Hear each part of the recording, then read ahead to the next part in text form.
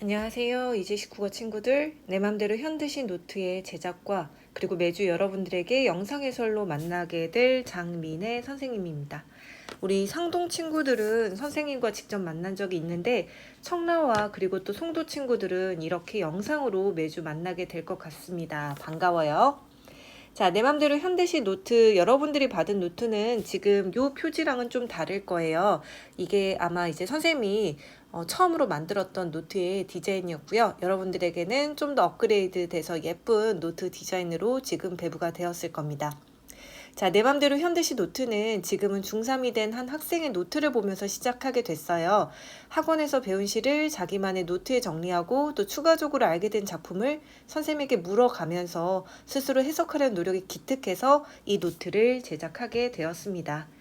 자, 사실은 수능을 보는 고3들이 문학작품에서 가장 어렵게 느끼는 것이 바로 낯선 현대시라고 합니다. 우리 지금 파트 1과 2가 있는데 여기에 있는 작품들의 경우에는 대체로 교과서, 고등학교 교과서에도 많이 실려 있는 그러한 작품들이에요. 그런데 이제 그 뒤로 넘어가 보면 파트 4나 파트 5 같은 경우에는 좀 더 최근에 가까운 현대시들입니다. 자, 이런 것처럼 고전의 경우에는 이미 작품들이 돌아가신 분들이잖아요. 그렇기 때문에 작품이 이미 다 해석이 완료가 되어 있고 또 작품의 양도 그렇게 많지는 않습니다. 하지만 현대시의 경우에는 현재도 계속 쓰여지고 있고 해석의 논란도 많고 답을 고르기가 가장 애매모호하게 느껴진 영역이기 때문에 현재 고3들도 가장 어렵게 느끼는 문학의 영역이라고 해요. 하지만 여러분이 지금부터 현대시를 꾸준히 매일 학습한다면 나중에 고등학생이 되었을 때 더 뛰어난 분석 역량을 키울 수 있다고 자부합니다. 그럼 지금부터 현대시의 세계로 들어가 볼게요. 자, 일단은 이 파트 1과 파트 2의 주제를 먼저 살펴보면은 성찰과 깨달음, 부정적 현실에 대한 극복 의지라고 우리가 각 작품들마다 크게 묶을 수 있는 주제들이 있습니다. 또 파트 3은 상호 텍스트 맥락 살피기라고 해서 서로 다른 작품이지만 서로 비슷한 맥락을 가지고 있는 작품들을 비교 분석해 보는 거고요. 파트 4와 파트 5는 사회를 보는 눈에서 비판 또는 깨달음과 연민이라는 주제를 가지고 왔고 거의 최근의 작품들로 구성을 했습니다. 그래서 여러분들이 지금부터 열심히 학습을 하게 되면은 학년이 올라갈 때마다 좀 더 이 작품의 난도라든지 또는 우리가 해석할 수 있는 보다 더 다양한 방향성을 함께 경험하게 될 것 같습니다. 자, 이렇게 낯선 시를 접할 때 우리 친구들이 반드시 파악해야 하는 세 가지가 있습니다. 자, 그게 뭐냐면 바로 화자, 그리고 정서, 상황, 태도라고 나와 있는데요. 자, 여러분들은 화자가 누구인지, 즉 시를 읽었을 때 말하는 이가 누구인지 또는 시에서 주된 대상이 무엇인지를 먼저 파악을 해야 합니다. 그리고 난 후에 이 화자나 대상이 처한 상황에서 어떠한 정서와 태도를 갖는지를 분석을 해야 합니다. 자, 화자의 정서와 태도라고 하는 것은 일단 정서를 먼저 살펴보면 어떠한 시적 상황에서 시적인 대상에 대해서 화자가 말하는 이가 느끼는 다양한 감정이나 기분을 화자의 정서라고 하고요. 이때 화자의 정서는 긍정적 정서와 부정적 정서로 나누어 볼 수 있는데 긍정적인 정서는 주로 기쁨, 사랑, 소망, 동경, 여유, 희망, 평온, 깨달음 등이 있고요. 부정적 정서로는 슬픔이나 절망이나 한, 체념, 갈등, 외로움, 안타까움, 노염 등 우리가 부정적인 정서로 보고 있습니다. 자, 그리고 화자의 태도라고 하는 것은 화자가 시적인 상황이나 또는 시적 대상에 대해서 가지고 있는 심리적인 자세 또는 이러한 어떤 감정을 가지고 어떻게 대응하는지에 대한 방식이 화자의 태도입니다. 화자의 태도는 크게 네 가지 비판적, 체념적, 의지적, 자연 친화적으로 나누어 봤는데 비판적이라고 하는 것은 현재 자신이 겪고 있는 상황이나 또는 바라보는 대상이 옳고 그른지를 밝히려고 하는 태도이고요. 체념적이라는 것은 오히려 반대로 그것을 포기하는 태도이고요. 의지적이라는 것은 본인이 결심한 바 또는 목적을 이루겠다라고 하는 적극적 태도이고요. 자연 친화적 태도라는 것은 자신이 살아가고 있는 자연과 더불어 살아가려는 태도라고 볼 수 있겠습니다. 있습니다. 이 외에도 다양한 태도들이 있지만 우리 친구들이 지금 현재 이 작품을 바라보는 데 있어서 화자의 정서와 태도를 지금 선생님이 언급한 부분 정도까지만 이해하고 이것을 충분히 적극적으로 활용할 수 있으면 좋겠습니다. 자, 그래서 정리해보면 시적 상황이라는 것은 화자가 어떠한 대상에 대해서 어떠한 것들을 느끼고 있는지, 무엇을 바라보고 있는지와 관련이 있고, 화자가 대상이나 상황에 대해서 느끼는 감정이 정서, 취하는 반응이 태도, 그리고 이러한 정도와 태도가 말투로 드러나는 것을 우리가 어조라고 합니다. 자, 어조도 한번 살펴보면요.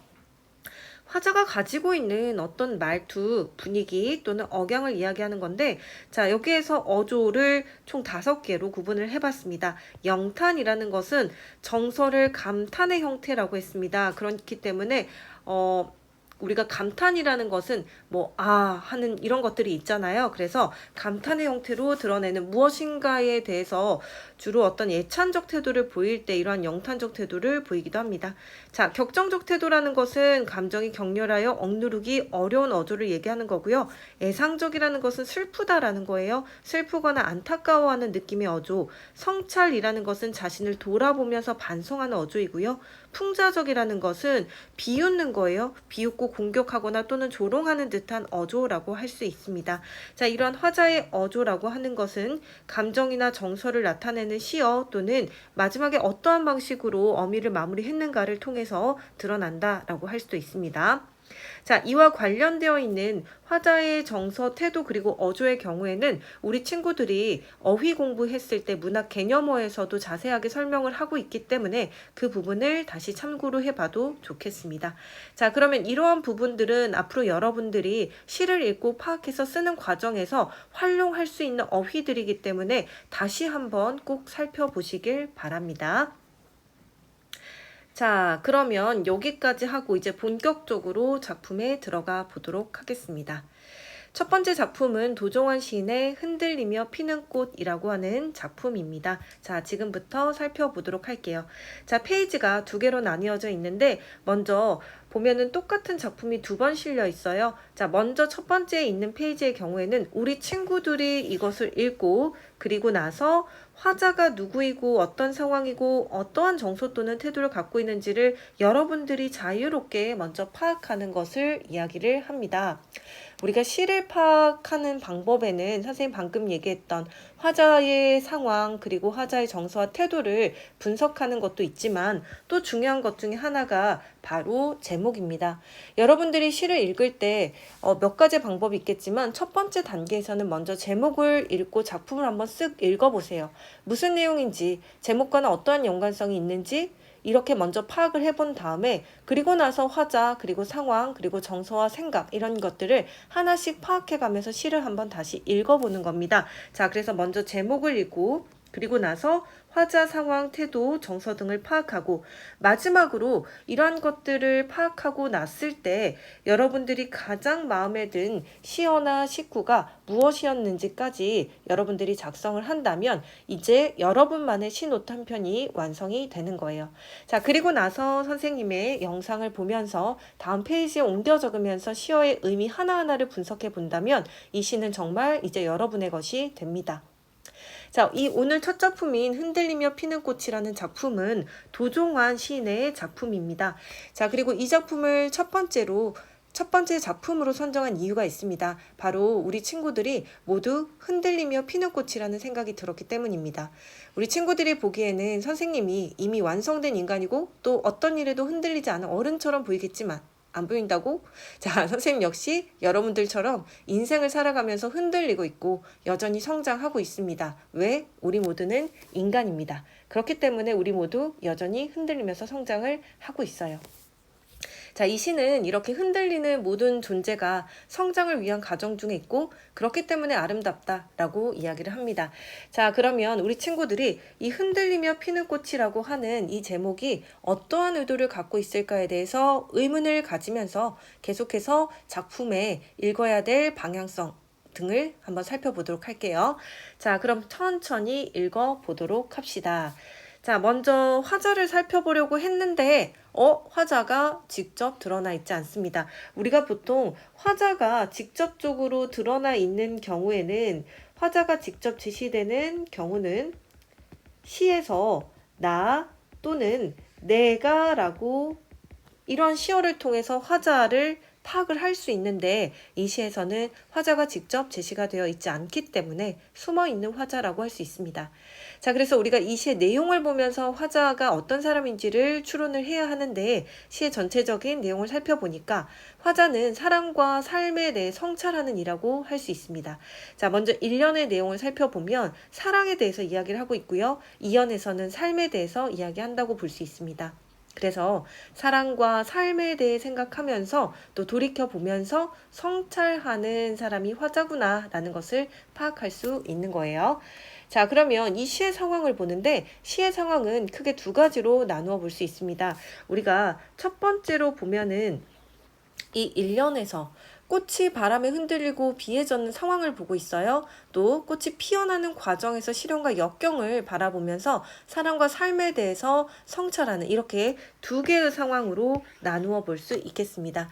자, 이러한 시적 화자가 상황에 대해 가지고 있는 태도나 정서를 파악해 보니까 일단은 꽃이 피어나는 과정을 보면서 사랑에 대해서 생각을 하고 있습니다. 그리고 또 삶에 대해서 생각하고 있기 때문에 매우 사색적인 태도를 갖고 있구나라는 것을 알 수 있는 거죠. 그러면 본격적으로 1년부터 살펴보도록 할게요. 자, 1년의 내용을 보니까 흔들리지 않고 피는 꽃이 어디 있으랴 라고 했습니다. 이 세상 어떤 아름다운 꽃들도 다 흔들리면서 피었나니 흔들리면서 줄기를 곧게 세웠나니 흔들리지 않고 가는 사랑이 어디에 있으랴 라고 했네요. 자, 그래서 1년의 내용을 보니까 흔들리지 않고 피는 꽃이 어디 있냐? 즉 흔들리지 않고 피는 꽃은 없다라는 거예요. 우리 친구들 한 번쯤은 들어본 표현법이죠. 바로 서리법입니다. 혹시 모르는 친구가 있을 수도 있어서 한 번 더 정리를 했습니다. 서리법이라는 거는 당연한 사실을 의문, 즉 퀘스천 마크, 질문의 형식을 통해서 상대에게 결론을 내리도록 하는 방법인데 당연한 사실이라고 했어요. 즉 흔들리지 않고 피는 꽃이 어디 있으랴라는 것은 흔들리지 않고 피는 꽃은 없다는 당연한 사실을 상대가 다시 한번 생각해 보게끔 하고 있습니다.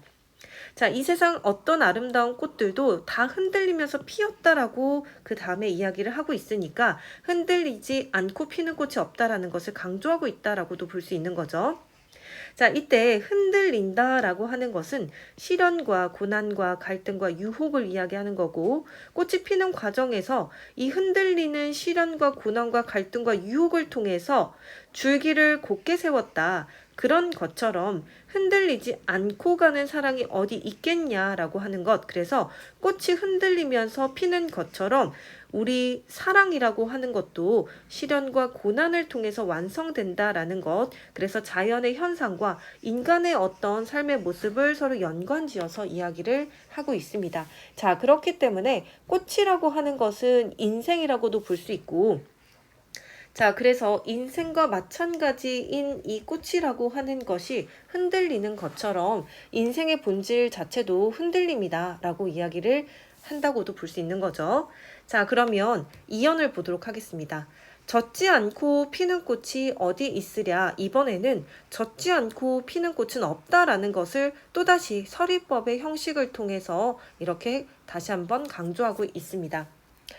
이 세상 어떤 빛나는 꽃들도 다 젖으며 피었다라고 하는 거죠. 자, 그래서 여기에서 젖는다라는 것은 1년에서 흔들린다라고 하는 것과 비슷한 맥락으로 시련, 역경, 고난이라고 볼 수 있습니다. 그러니까 그 어떤 꽃들도 꽃잎을 피우는 과정에서는 모두 다 바람과 비에 젖는 과정을 경험하고 이것을 통해서 이러한 역경을 이겨내면서 결국은 꽃잎을 따뜻하게 피웠다라고 합니다. 그래서 이것과 마찬가지로 꽃이 바람과 비에 젖으며 꽃잎을 피우는 것처럼 우리의 삶 역시도 젖지 않고 가는 삶이 어디 있으랴. 즉 여기에서도 서리법을 통해서 삶도 시련과 고난을 통해서 완성된다라는 것을 강조하고 있습니다.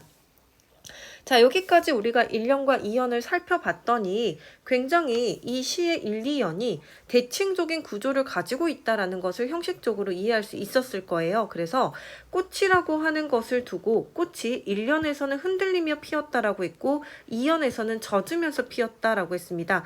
꽃이 흔들리면서 피면서 줄기를 곧게 세우는 것처럼 사랑이라는 것도 시련 속에서 완성된다라고 했고요. 또 꽃이 바람과 비에 젖으면서 따뜻하게 피우는 것처럼 삶이라고 하는 것도 이러한 시련과 고난 속에서 완성된다라는 것을 이렇게 대칭적인 구조를 통해서 강조하고 있었습니다. 자, 그래서 우리가 이 내용을 다시 한번 정리를 해보면 화자는 사랑 그리고 삶에 대해서 성찰하는 사람이다 라고 할 수 있겠습니다. 그리고 이 시의 상황은 꽃이 바람에 흔들리고 비에 젖는 상황, 그리고 또 개화 과정의 시련과 역경을 통해서 사랑과 삶을 바라보고 있는 상황이다 라고 할 수 있겠습니다. 자, 그래서 여기에서 화자가 보이는 태도는 이러한 꽃을 바라보면서 인간의 사랑과 삶을 생각한다라는 점에서 사색적이고요. 그리고 이러한 과정을 통해서 깨달음을 얻고 있었습니다. 자, 그래서 시의 주제는 시련과 역경 속에서 완성되는 사랑과 삶입니다. 자, 그러면 이제 마지막으로 특징을 정리해 보겠습니다. 1년과 2년이 대칭적인 구조를 형성하고 있었고, 그리고 또 종교령 어미를 보니까 뭐뭐으랴 또는 뭐뭐나니라는 것을 반복함으로써 비슷한 단어 소리가 반복되는 가군을 형성하고 있었어요.